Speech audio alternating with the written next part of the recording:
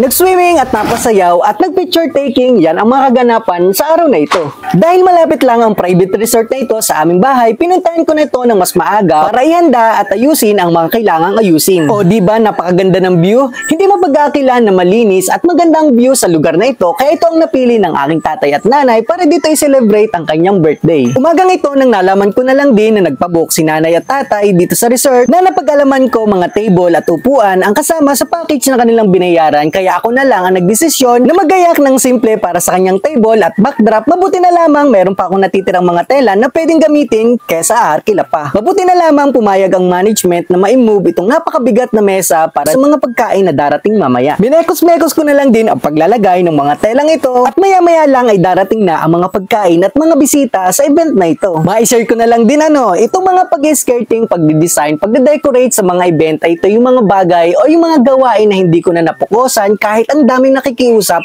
para ako ang mag-decorate sa kanilang event na ang ending hindi ko nagaganapan, kaya nagpapasensya na lang ako sa mga nakausap ko nitong mga nakaraan na kinukuha ko para mag-decorate sa kanilang event. Ito na ang outcome sa ginawa nating skirting dito sa table. Nag-swimming na lang muna ako habang wala pa akong kasama dito sa resort.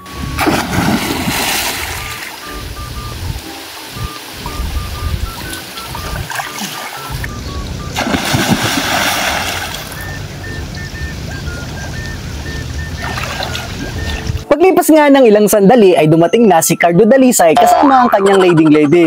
Hindi ganon. Walang ganon, kapatid ko yan sila. Pinagtulong-tulungan na namin madala ang mga pagkain at mga gamit sa table para may ready na at may handa na bago magdatingan ang mga bisita. Nakakatuwa lang na bukod sa aking mga kapatid, pati ito si Kuya Edwin na nag-a-assist sa atin dito ay tumulong na rin para madala yung mga gamit. Pagdating talaga sa mga handaan, iba't iba ang aming ganapan. Ganda! Pati nga pala itong mga mayora ay dumating na si Mrs. at si Ate Jen na may pa-special number pa.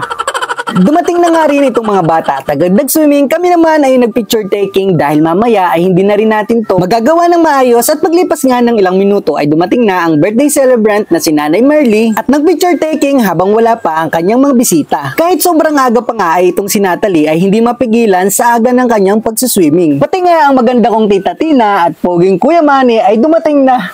May piso. Pati nga itong aking mga pinsan na pag kinuhaan ko ng tig-piso ay makakarami tayo ng piso. At ang aking Tita Pelin, napakaganda at napakabait, o 5 piso para sa kanya. Aba, ay siyempre itong aming Lola Kunching na maganda at napakabait ay hindi papahuli, kahit libre na lamang. Kaganda ng ngiti.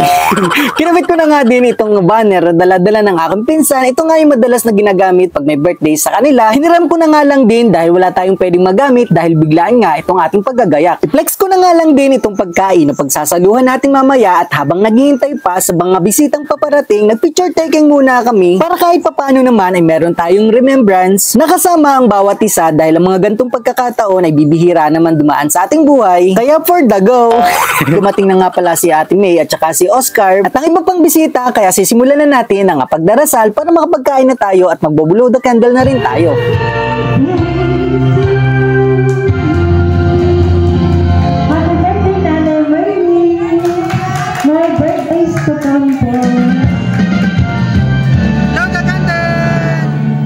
Ang exciting part na pananghalian at pagsasalu-saluhan na natin to. Kasabay nito ang pagdatingan pa ng ibang bisita na hindi ko na-expect na sila Ma'am LB ay darating din sa event na ito, na sa mga pagkakataong ito yung first time na makakasama ko sila, dahil si Ma'am ang teacher ko nung grade 1 at talaga nakakatuwa lang na sa lahat ng pagkakataon ngayon ko sila nakabanding, at ito ang kanilang ganap habang kumakain ng tanghalian ay nagbabantay sa mga batang nagsuswimming. Dumating na rin si Ate Jennifer at si Kuya Turan na may pagantong ganap.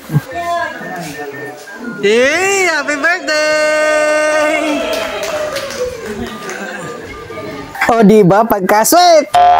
Dumating na rin pala si Ate Bioli kasama si Kapitana Digna at ang kanyang mga binata at dalaga. At nag-picture taking kasabay nito ang kwentuhan, kantahan at inuman. Ito yung mga moment na kahit nakalipas na ng mahabang panahon ay kay sarap balik-balikan. Aminin natin na minsan yung gantong pagkakataon dumadaan lang, lumilipas lang. Kaya din ginawa ko ang video na to para kahit lumipas man ang mahabang panahon ay meron tayong babalik-balikan. Uy, napakadrama ko naman sa part na yun. O hala, tayo ay magsayaw na lamang. Hinaman ko nga ng sayaw ang aming magandang lola kahit hindi naman ako marunong sumayaw.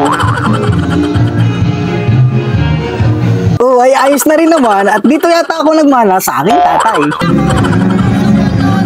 Pag yun ay nanonood, ako'y masusuntok. Hala na, hanggang dito na lang ang video at ito nga pala si Tita Jen, ang manager dito sa Las Familias Private Resort. Hala na, maraming salamat sa panonood. Ingat, bye-bye, God bless.